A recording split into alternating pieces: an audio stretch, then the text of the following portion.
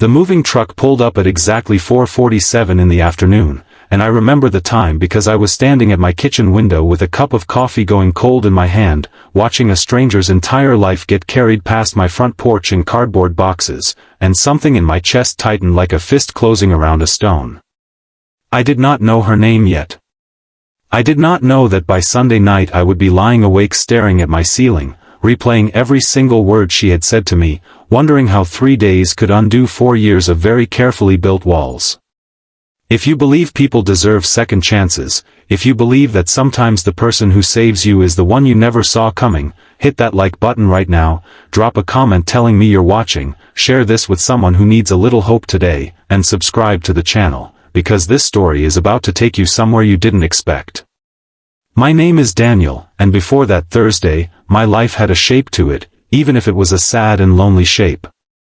I was 34 years old, living alone in the house my wife and I had bought together 6 years earlier, back when we still believed in forever. Her name was Claire, and she left 2 years ago, not because of some dramatic betrayal or a single explosive fight, but because grief had hollowed me out after we lost a baby at 22 weeks, and I had stopped knowing how to be a husband, or a friend, or even a person people wanted to be around. Claire tried. God knows she tried. But you cannot pour love into a man who has built a fortress around his own heart, and eventually she stopped knocking on the walls and just walked away, and I let her, because some sick part of me thought I deserved to be alone. Since then, the house next door had been empty. An elderly man named Mr. Petrov had lived there for as long as I could remember, and when he passed away in his sleep that spring, the house sat quiet and dark for months, weeds creeping up through the cracks in the driveway, like even the yard was mourning him. I liked it that way, if I am honest. A quiet house next to a quiet man suited me fine.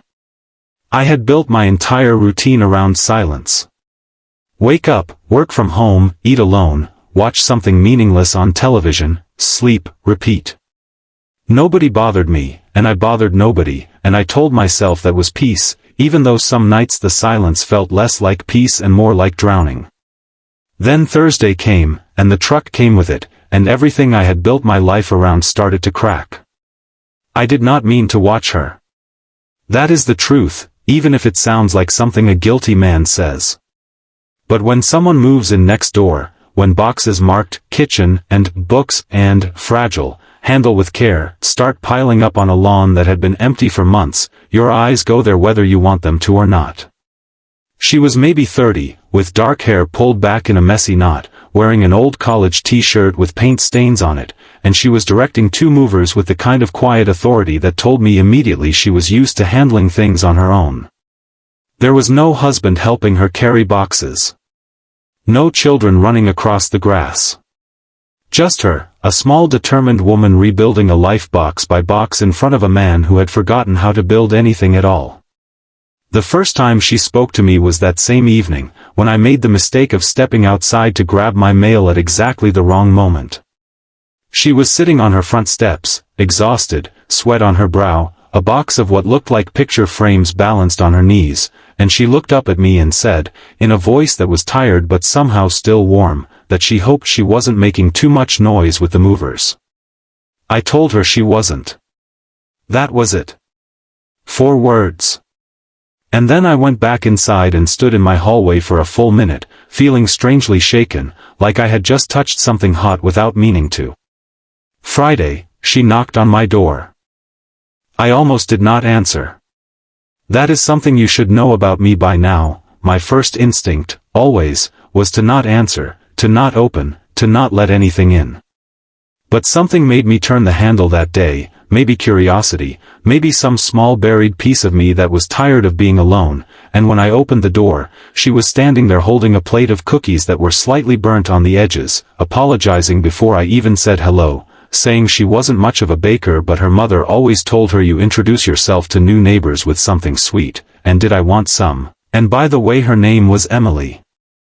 I do not know how to explain what happened in that doorway except to say that something in me, something that had been locked for 2 years, shifted half an inch. Not open. Not yet. But shifted. I took the cookies.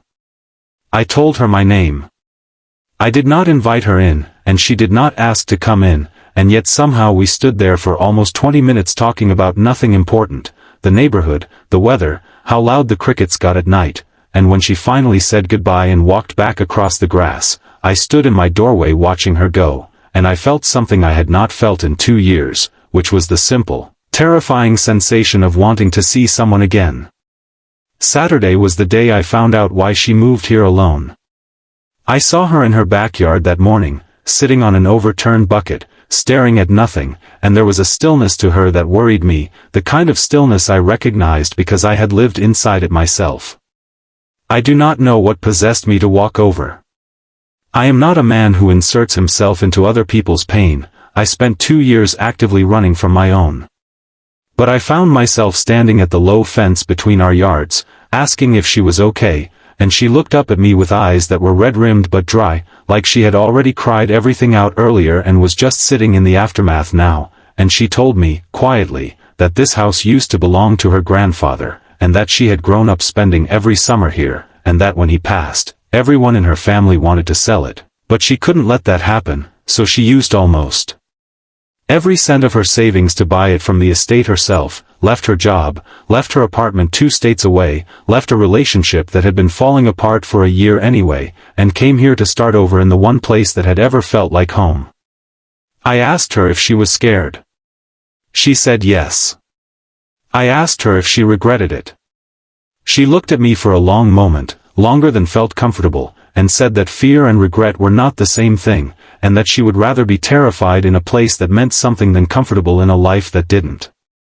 I did not sleep well that night. Her words kept circling in my head like a record stuck on repeat, because somewhere in that fence-line conversation, she had accidentally described exactly what I had been doing for 2 years, staying comfortable in a life that had stopped meaning anything, simply because it was safer than being afraid. Sunday morning, I woke up before my alarm, which had not happened in longer than I could remember. I lay in bed staring at the ceiling, and for the first time in 2 years, my first thought of the day was not about Claire, was not about the baby we lost, was not about the silence of my house. My first thought was about whether Emily had slept all right after our conversation. That realization hit me like a physical blow. I sat up in bed feeling almost panicked, because I understood, with total clarity, that I had let a stranger in. 3 days. 3 conversations. A plate of burnt cookies and a conversation over a fence, and somehow this woman had gotten further past my walls than anyone had in 2 years, further than therapy had, further than my own family had, further than Claire had managed to get in the last miserable year of our marriage when she was trying so hard to save us both. That is what I mean when I say I was already in trouble by Sunday. Not trouble in the way of danger, but trouble in the way that matters most, the trouble of feeling something again after telling yourself you never would, the trouble of hope creeping back into a chest that had spent 2 years actively evicting it. I stood at my window that Sunday afternoon and watched her hang a wind chime on her porch, an old, tarnished thing that must have belonged to her grandfather, and when the wind moved through it and it made this soft, imperfect, slightly out-of-tune sound, something in me broke open, quietly, without warning, and I found myself crying in my kitchen for the first time since the funeral, not because I was sad, but because I finally understood that grief had not been protecting me all this time. It had simply been keeping me from living. I want you to know that this story is not about a whirlwind romance, not some fairy tale where the sad widowed man and the brave new neighbor fall instantly in love and everything is healed. That Sunday night, I did not go over and confess anything to her. I did not do anything dramatic at all. What I did was much smaller and much harder. I walked over to her porch, sat down on the step beside her without asking permission, and told her, for the first time in 2 years, the truth about what had happened to me, about the baby we lost, about how I had built a house of silence around myself and called it survival.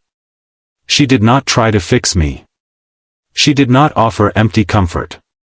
She just listened, really listened, the way almost nobody had bothered to in a very long time, and when I finished talking, she reached over and squeezed my hand once, briefly, and said that healing does not happen because you finally feel ready, it happens because you finally decide to stop hiding from the people who might actually help.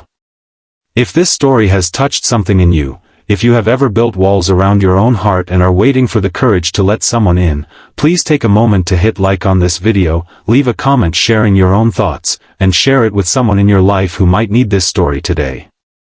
It genuinely helps this channel keep telling stories like this one, and it means more to me than you know. In the months that followed, Emily and I did not rush into anything. We became friends first, real friends, the kind who show up with coffee on hard mornings and sit in comfortable silence on porch steps in the evenings. She helped me fix the fence between our yards, the same fence I had once stood at, afraid to say too much. I helped her repaint the porch, the same porch where that wind chime still hangs, still slightly out of tune, still the most beautiful sound I have ever heard. Slowly, carefully, something grew between us that neither of us tried to force, something built not on desperation or loneliness but on the simple, steady choice to keep showing up for each other, day after day, the way real love actually works, far away from anything sudden or dramatic. Before I tell you how this story ends, I want to ask you something, and I would love for you to answer honestly in the comments below. Has there ever been someone who arrived in your life at exactly the moment you needed them most, even though you did not see them coming? Please tell me in the comments, because I read every single one, and your stories matter just as much as mine. It has been 8 months now since that moving truck pulled into the driveway next door, and I am no longer the man who stood at his kitchen window drowning in silence. Emily and I are together now, quietly, steadily, without any need to prove anything to anyone but ourselves. Some nights we sit on her porch, my porch, our porch really now, and we listen to that old wind chime her grandfather once hung, and I think about how close I came to letting fear keep me locked inside my own house forever. I think about how one Thursday, a stranger moved in next door carrying cardboard boxes and quiet grief of her own, and by Sunday, without either of us planning it, we had already started saving each other. Life rarely announces its miracles with fireworks. Sometimes it just knocks on your door holding a plate of slightly burnt cookies, and all you have to do is answer.